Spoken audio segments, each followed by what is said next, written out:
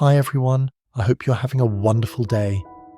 Today we're going to uncover the chilling moment a mysterious woman shows up at Truong's door and says, "I just want to talk about your seal." And what she hints about Dewey's past will leave you stunned. If you enjoy the story, don't forget to subscribe so you won't miss the next videos. The next morning arrived with a colder bite than yesterday. The kind of cold that didn't just sit on your skin, it slipped into your bones. Outside, the hills were wrapped in mist again, pale and quiet like they were hiding something. Inside the little thatched house, though, there was warmth trying its best to survive. Tieu woke up early, moving carefully so she wouldn't disturb Dewey. She stood by the stove, heating water, the soft crackle of firewood filling the silence. The ginger scent rose into the air, steady and comforting. Behind her, Truong was already awake. He sat at the same wooden table, but this time he wasn't drowning in papers the way he'd been yesterday. The documents were stacked neatly, almost too neatly, like he was forcing order onto something chaotic. A single sheet lay on top, the voluntary transfer document, and Truong stared at it like it might blink first. Tieu turned and caught his expression. "Truong," she said softly, "did you sleep at all?" He didn't answer right away. His eyes stayed on the paper. Then he exhaled and finally looked up. "A little." Tieu didn't believe him, but she didn't press. She walked over and placed the ginger tea beside him. "Drink," she said, voice gentle but firm. Truong wrapped his hands around the cup. The steam warmed his fingers, but his face stayed tense. Tieu lowered herself into the chair across from him, watching him the way you watch someone you love when you can't fix what's hurting them. "Are you going to keep reading those today?" Truong hesitated. Then he surprised her. "No," he said quietly. Tieu blinked. "No?" He nodded once. "Not like yesterday. If I keep staring at it, I'll start seeing ghosts." He slid the papers a little farther away, not out of reach, but out of obsession's grip. "I'll be careful. I promised you." Tieu's shoulders loosened just a little. "Thank you." Truong's eyes flicked to her belly, then back to her face. "I meant what I said. I'm not letting this ruin you. Or the baby." That sentence landed like a warm cloth over something sharp. Tieu looked down for a moment, collecting herself. And just then, a small sleepy voice floated from the corner. "Mum." Dewey rubbed his eyes and sat up, hair messy, face soft with morning innocence. The moment he saw Truong at the table, his whole expression changed. "Dad," Dewey said, like that word was the easiest thing in the world. Tieu's heart still did that strange flutter every time Dewey said it. Half fear, half wonder, like she was waiting for the world to punish them for being happy. But Truong didn't freeze this time. He smiled, slow and real, and opened his arms. "Come here, Dewey." Dewey ran over and climbed into Truong's lap like it was his rightful place. Truong's hand rested on the boy's back, steady, protective. For a few seconds, Truong's face softened so completely that the papers on the table didn't seem to exist. Tieu watched them and felt that fragile piece return, thin as glass, but still there. Then Dewey glanced at the corner of the table where the papers were stacked. "What's that?" he asked. Tieu's breath caught. Truong's smile didn't vanish, but it tightened. "Just grown-up stuff," Truong said lightly. Dewey leaned forward anyway, curious. "Paper?" Truong gently turned Dewey's face back toward him. "Don't worry about it. Wash your face first, okay? Then breakfast." Dewey nodded and jumped down, running off toward the water basin. As soon as Dewey was out of earshot, Tieu lowered her voice. "Truong, he's noticing." Truong nodded, gaze drifting back to the documents for half a second. "That's why I won't bring this into the house the wrong way." He tapped the table softly, like he was thinking out loud. "If someone forged something, they'll want me to panic. They'll want me to accuse the wrong person. They'll want me loud." Tieu swallowed. "So what are you going to do?" Truong looked at her with calm determination. "I'm going to be quiet." Tieu didn't respond. Her eyes asked the question she didn't want to say. Truong added, "Quiet doesn't mean weak." He reached into his pocket and pulled out his phone. "I'm going to call Hao." Tieu's eyes widened slightly. "Now?" Truong nodded. "Before I leave to harvest, I want to ask something small, nothing dramatic." He dialed. The call connected quickly and Hao's voice came through, groggy at first, then alert when he realized who it was. "Truong," Hao said. "Is everything okay?" Truong kept his voice even. "I need to ask you something. About the transfer document, about the timeline." There was a pause. Then Hao's voice shifted, careful. "You're looking into that again?" Truong's gaze flicked to Tieu, then away. "I'm only checking facts." Another pause. Hao spoke lower. "Truong, last night, someone came by the office." Tieu's stomach dropped. Truong's expression didn't change much, but his eyes sharpened. "Who?" Truong asked. "I don't know," Hao said. "They didn't come inside. They waited near the gate and asked one of the staff if your old transfer file was still stored. They said they were helping to zhengli it, helping to sort it out." Tieu's fingers gripped the edge of her chair. Truong's voice remained quiet, but it carried weight. "Did they say my name?" Hao hesitated. "Yes." The room felt colder despite the fire. Tieu whispered, barely audible, "They know." Truong lifted a hand slightly, a subtle signal for her to breathe. Into the phone he asked, "Did anyone recognize them?" "Not clearly," Hao said, "but Truong, it felt wrong. People don't ask about old files like that unless they're nervous." Truong's jaw tightened. "Okay, listen carefully. Don't tell anyone I called.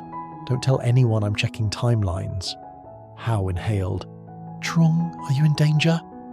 Truong glanced toward the hallway where Tieu was humming, splashing water, unaware of anything. Truong's voice softened for a second. "I'm fine," he said, "but I need you to do something for me." Hao waited. Truong said, "Tell one trusted person, just one, that I plan to bring the original document to the office tomorrow afternoon to verify the seal." Tieu's eyes widened. "Truong." Truong held her gaze steadily, calm. Hao understood immediately. His voice dropped. "A trap." Truong said, "A small one. If someone is watching, they'll react." Hao hesitated. "Tomorrow afternoon is risky." Truong replied, "I'm not actually going. I just want to see who moves first." Hao exhaled slowly. "Okay, I'll do it carefully." Truong added, "And if anyone asks about the seal, the handwriting, or the timeline, you note exactly who and what they ask, even if it sounds casual." "I will," Hao promised. Truong ended the call. For a moment, neither Truong nor Tieu spoke. The only sound was the fire and Dewey's little footsteps returning down the hallway. Dewey came back with a damp face, smiling. "Breakfast?"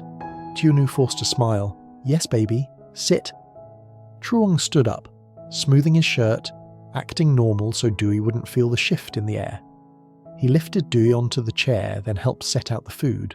Simple rice porridge, a bit of pickled vegetables and warm tea. Tieu watched Truong move. He looked steady on the outside, but she knew him better now. She could see the tension in the way his shoulders stayed slightly raised, like he was carrying something heavy without letting it fall. During breakfast, Truong asked Dewey about small things. "Did you sleep well?" Truong asked. Dewey nodded, chewing. "Yes." "What do you want to do today?" Truong asked.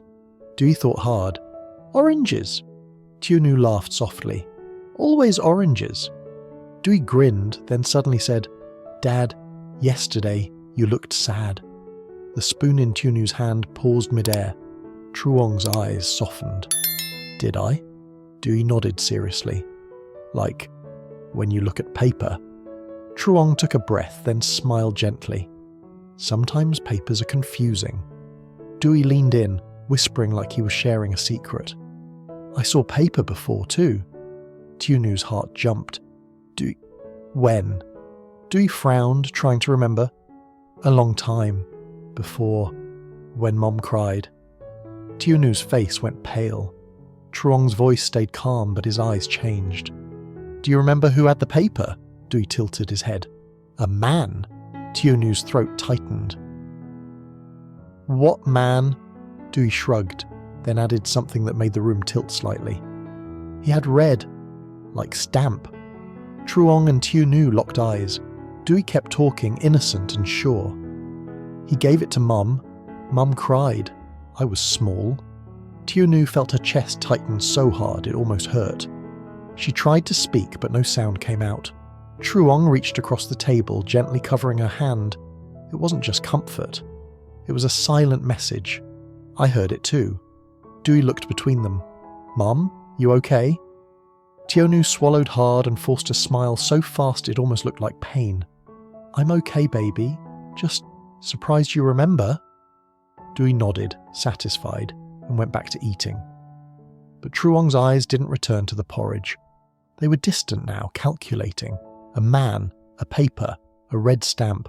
Not proof, not enough, but a thread. And Truong knew something else now too.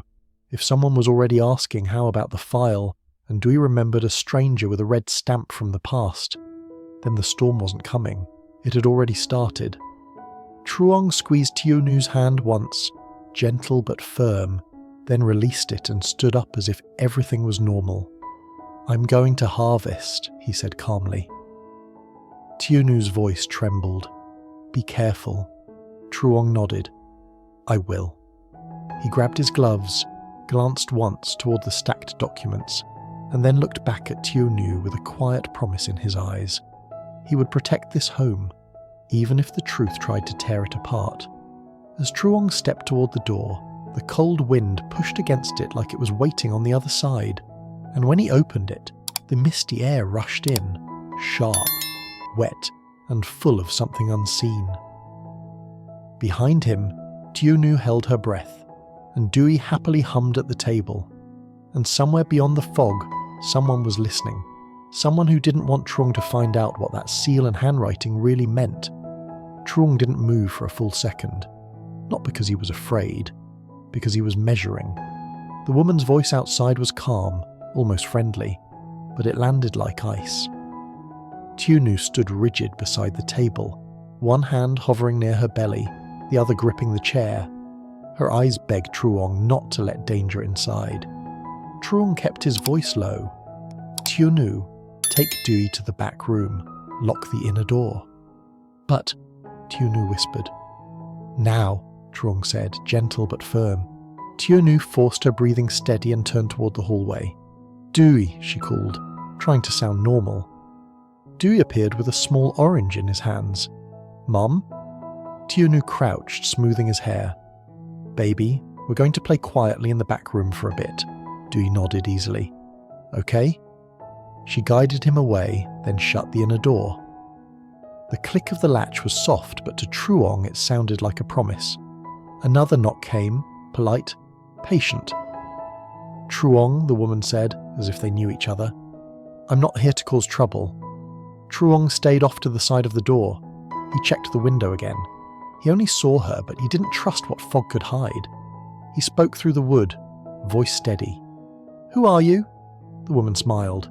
Someone who doesn't want you to make a mistake. A mistake like what? Like taking that seal to the wrong place, she answered smoothly. Truong's jaw tightened.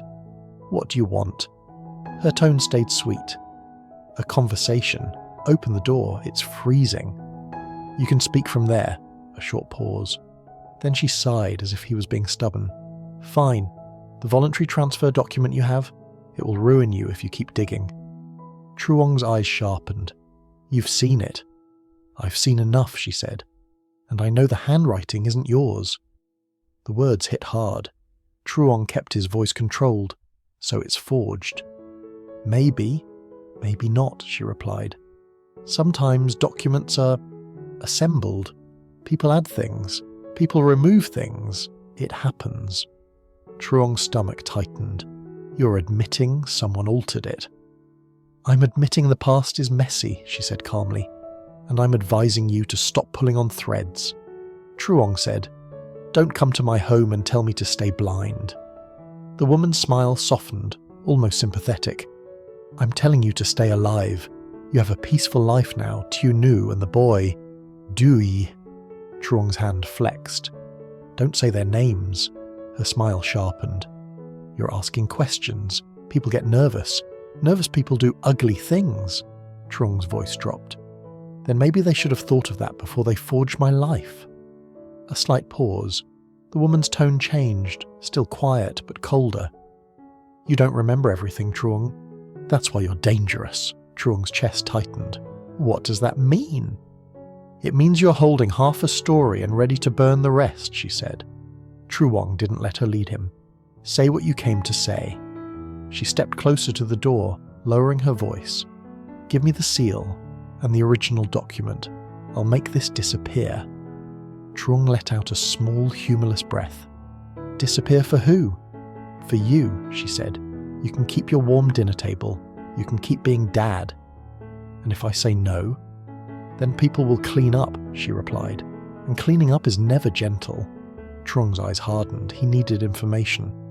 What's your name? He asked. You don't need my name. No name, no deal. Another pause.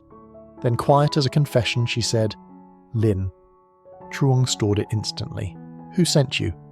Lin's voice went sweet again. No one sent me. I came because I know what happens next. Truong tested her. You asked how about my seal? A tiny silence, just long enough to be an answer. How talks too much, Lin said. Truong's instincts flared. So you're involved. I'm preventing disaster, she replied. You're threatening my family. I'm reminding you your family exists, Lin said gently. From the back room, a faint creak. Tieu shifting, listening. Truong made his decision. He stepped away from the door and spoke loud enough for Tieu to hear. Stay inside, don't come out. Then he returned and said to Lin, You have 5 seconds to leave. Lin chuckled. Truong, you're braver than you should be. And you're closer than you should be, Truong answered. He raised his phone near the window edge so she could see it. If anything happens to this house, the first name I give is yours. Lin's smile froze for a blink, then returned, thinner. You think you're holding power? Power is what you don't see. Truong didn't flinch. Then show me. Lin took a slow step back. Tomorrow, don't go to the office. Don't meet Hao. Don't bring the seal anywhere. Or what? Truong asked. Lin's voice softened into something cruelly gentle. Or Dai will cry again, like he did back then. Truong's blood turned cold. You were there. Lin didn't answer. She turned and walked away, unhurried, as if the mist belonged to her. Truong watched until her shape dissolved into grey. Only then did he breathe. He locked the door, checked the window latch, then moved quickly to the back room. Tieu stood with Dewey pressed to her side. Her face was pale, eyes wet. Truong, she whispered. Who was that? Truong crouched to Dewey first, forcing softness into his voice. Hey buddy, did you hear anything? Dewey shook his head. Knock, lady voice. Truong smiled gently. Just someone lost. You're safe. Dewey nodded, trusting him, then looked up at Tieu. Mum scared? Tieu swallowed and kissed his forehead. No, baby, Mum is okay. When Dewey turned away, Truong faced Tieu. His voice dropped. Her name is Lin. She's connected to the file. She took Hao's bait and came here. Tieu's hands trembled. She said, back then, about Dewey. Truong's eyes darkened. That means she knows our past, or she knows the people who do. Tieu whispered, What do we do now? Truong glanced toward the front room where the documents and the metal box waited. Then he looked back at her steady. We keep living, he said, but we lock every door. You don't open for anyone. And tonight, I call Hao again, quietly. Tieu's breath caught. Why? Truong's voice was calm but solid as stone. Because someone is scared of that seal, and scared enough to step into our home. Outside, the wind pushed against the walls like a warning. Inside, Truong took Tieu's cold hands and warmed them between his palms, holding her fear down so it wouldn't spill into Dewey's world. And beyond the fog, Lin's footsteps vanished. But the feeling she left behind stayed. lingering like winter itself. On a freezing morning, Tieu finds Truong studying a voluntary transfer document whose dates and handwriting don't match. Determined to protect Tieu and Dui, Truong refuses to panic. He calls Hao and plants a rumour that he'll bring the original file to the office to verify the seal, hoping to expose whoever is nervous. The trap works. Hao reports a woman asking pointed questions about Truong's old transfer records and whether he still has the seal. Hours later, the same woman appears at Truong's door, politely calling his name and demanding a conversation about the seal. Truong hides Tieu and Dui in the back room and refuses to open. The stranger, Lin, warns him to stop digging, hints she knows Dui's painful past, and vanishes into the mist. Truong stays calm, yet the danger feels nearer than ever.